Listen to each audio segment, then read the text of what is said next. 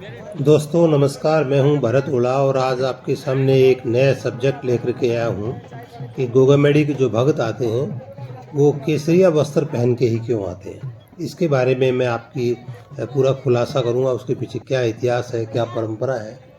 दोस्तों, उत्तर भारत का सबसे बड़ा और लंबे समय तक चलने वाला मेला है गोगामेडी का मेला। ये रक्षाबंधन से शुरू होकर पूरे भाद्रपद चलता है। ये मेला 1 महीने तक चलता है। हालांकि गोगामेडी में मेले से 15 दिन पहले और 15 दिन बाद में भी खूब श्रद्धालु आते हैं। तो ये मेला ये मान लीजिए कि एक तरह से 2 महीने तक चलता है।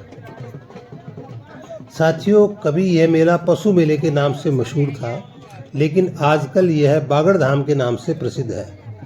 कृष्ण पक्ष का मेला हमारी यहाँ की स्थानीय बोली में पूर्वियों का मेला कहा जाता है, उसके नाम से पुकारा जाता है, जिसे अंधेरियों गुगा भी कहते हैं, अर्थात कृष्ण पक्ष।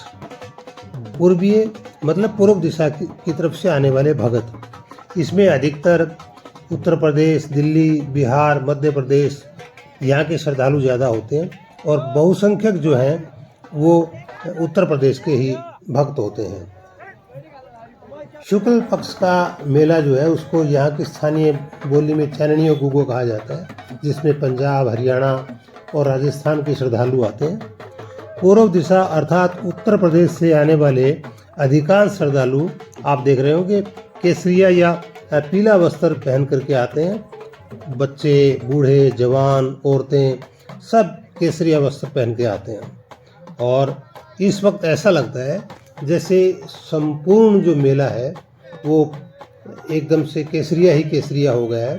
फूलों से, पीले फूलों से जैसे गोगामेडी आच्छादित हो गई है।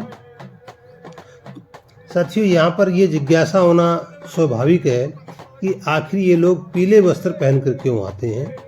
ये जो आप डैरों पे समइयों को देख रहे हैं, इसके पीछे का इतिहास भी मैं आपको बताऊंगा कि समइये जो है वो डैरू ही क्यों बजाते हैं और उनमें उनका जो झेड़ा है वो किस तरह से गाया जाता है। गोगा जी का झेड़ा भी मैं आपको बताऊंगा।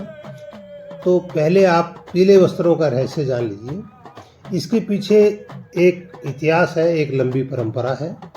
कहते हैं कि जब बागड़ की लड़ाई छिड़ी तो गोगा जी ने अपने ससुर सिंजा से सहायता मांगी। सिंजा उत्तर प्रदेश के राजा थे। उनकी पुत्री का नाम सरियल था जो गोगा जी को ब्याही थी। राजा सिंझा ने अपने कर्मठ और जुझारू योद्धाओं का एक संघ बनाया और उस संघ को बागड़ की तरफ रवाना किया। तो जो संघ वहाँ से चला, उस संघ में हमारे यहाँ परंपरा रही है कि जब कोई युद्ध में जाते हैं तो केसरिया वस्त्र धारण करते हैं। तो बागड़ की लड़ाई में आने वाले इन योद्धाओं ने भी केसरिया वस्त्र धारण किया और केसरिया वस्त्र धारण करके वो यहाँ आए और गोगा जी की उन्होंने सहायता की। तो उसी पुरानी प्राचीन परंपरा का निर्वहन करते हुए ये जो गोगामेडी में जो भक्त आते हैं वे केसरिया वस्त्र पहन के आते हैं। यही इसके पीछे एक मुख्य परंपरा रही है। समइये जो डैरू पर गाते हुए आपको दिखाई दे रहे हैं, ये गोगा जी का झेड़ा जिसको बोलते हैं। झेड़े का मतलब है लंबी वह गाथा, वह लंबी लड़ाई की गाथा जिसमें गायन भी होता है और गायन के साथ साथ कथा भी होती है, बताई भी जाती है, जिसे लोक गाथा भी कहा जाता है। कुछ लोग लोक कथा भी कहते हैं। तो ये जो समइये आपको गाते हुए दिखाई दे रहे हैं, ये गोगा जी की उसी झेड़े को गा रहे हैं, उसी लड़ाई को गा रहे हैं।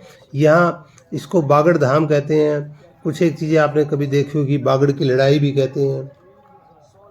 तो उस बागड़ की लड़ाई में किसके साथ लड़ी, जैसे आपको ज़्यादातर इतिहासकार अलग अलग मत रखते हैं, लेकिन ज़्यादातर का मानना है कि गोगा जी ने मोहम्मद गजनवी के साथ युद्ध किया और उस युद्ध में ही उन्होंने गोगा जी ने मोहम्मद गजनवी को बहुत छकाया।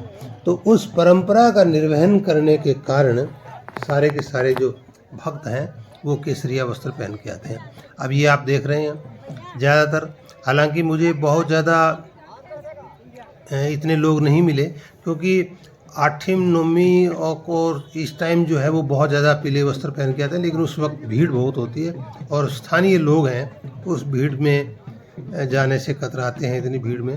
तो मैं थोड़ा, जब मुझे लगा कि अब ज़्यादा भीड़ नहीं है तब आया हूँ, लेकिन फिर भी आप देख रहे हैं कितने सारे लोग हैं। ये उत्तर प्रदेश के लोग हैं, आप टोपी देख सकते हैं, इनके पीले वस्त्र आप देख सकते हैं। तो ऐसे ही केसरिया बाना पहन कर ये आते हैं। हालांकि मैंने एक दो स्थानीय इन लोगों से पूछा कि आप पीले वस्त्र क्यों पहन के आते हैं, तो इनका यही उत्तर था कि बस ये हमारी एक परंपरा है और हम बाबा की जब धोख लगाने के लिए आते हैं तो पीले वस्त्र पहन के आते हैं।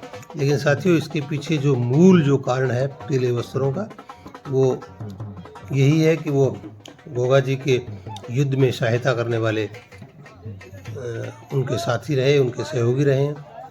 आप इस बारे में क्या जानते हैं, मुझे ज़रूर कमेंट बॉक्स में बताइएगा। धन्यवाद दोस्तों।